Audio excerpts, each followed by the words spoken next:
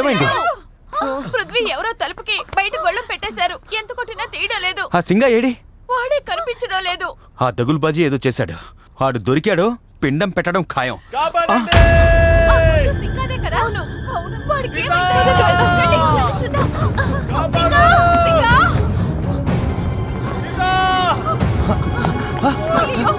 ఏ సింగా!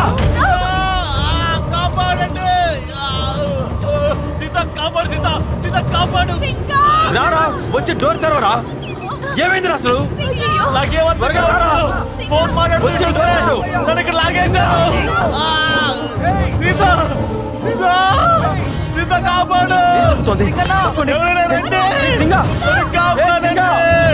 నన్నెవడో లోపలికి లాగేస్తున్నట్టుంది. సీతా నన్ను కాపాడు. సీతా సీతా సీతా సీతా త్వరగా రండి.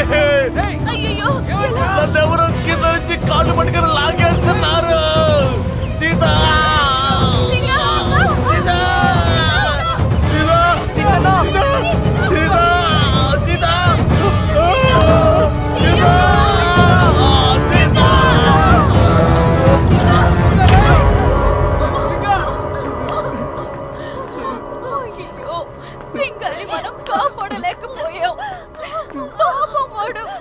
మనల్ని మనమే కాపాడుకోలేని స్థితిలో ఉన్నాం.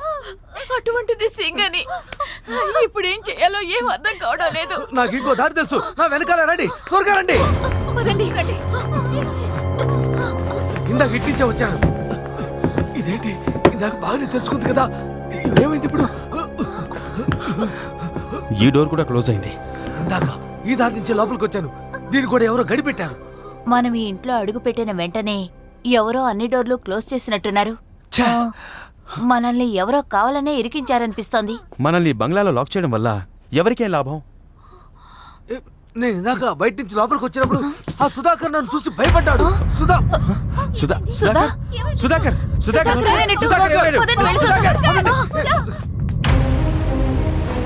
ఈ రోజు పౌర్ణమి, 100 ఏళ్లకొక్కసారి సంభవించే మహాపౌర్ణమి.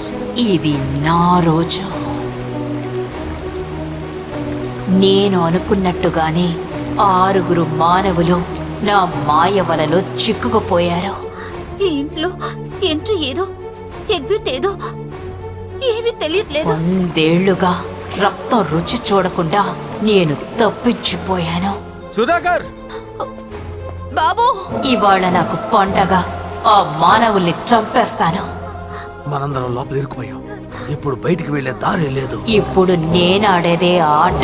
నా నుంచి తప్పించుకోవడం వాళ్ళ వల్ల కాదు. సుధాకర్, సుధాకర్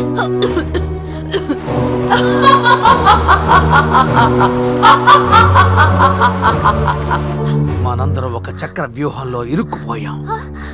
ఏంటి గురుజీ?